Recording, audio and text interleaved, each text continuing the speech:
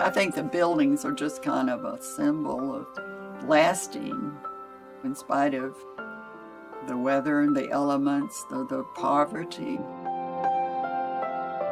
Like the houses she depicts, Anne Mount's life as an artist is a testimony to strength.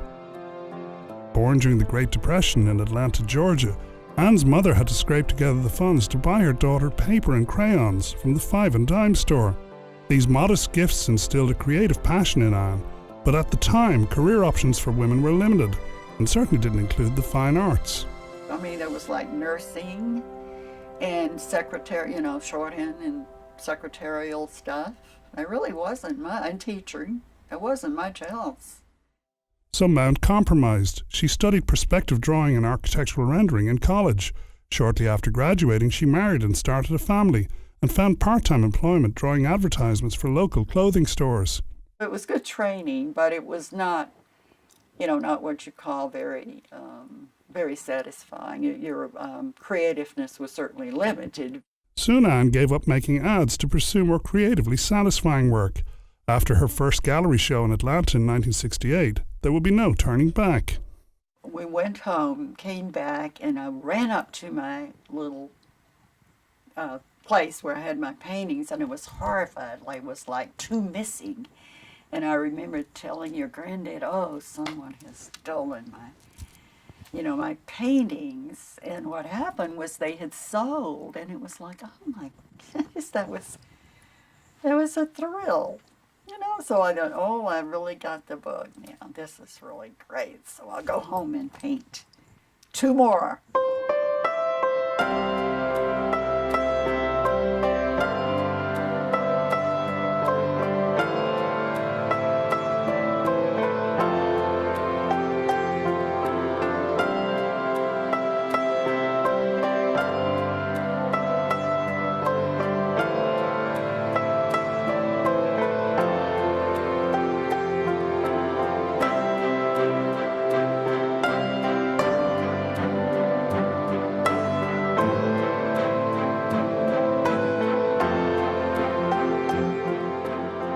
The South that Anne depicts has all but disappeared. Drawing on family lore and expeditions into the countryside, she illustrates stories of a South struggling to rebuild in the aftermath of a devastating war. It was such a struggle after the war, and it hadn't been that many years. Everything was destroyed. And I think these people were very courageous to go and try to work the land. And Southern people are pretty strong. And actually, particularly the women. Just in my family, like my grandmother, who was widowed with a 2-year-old and a 3-year-old, and she had to figure out a way to survive, and so the only thing she had was that big old house. And so she turned it into a boarding house, So here she was with all these boarders cooking and for them and raising 2 children. It's amazing to me that how she managed to do that. And then I think my mother, was very strong, and that she was able to make a good living, come out of the Depression. And this lineage of strong Southern women continues with Anne Mount. Now 86 years old, she battles arthritis to maintain the artistic practice she's fought so hard for. It's just a series of solving problems, And I hate to give that up. I really do. And in fact, I'm finding other things. I'm working a lot with alcohol inks now. They're amazing. You have no control over them at all.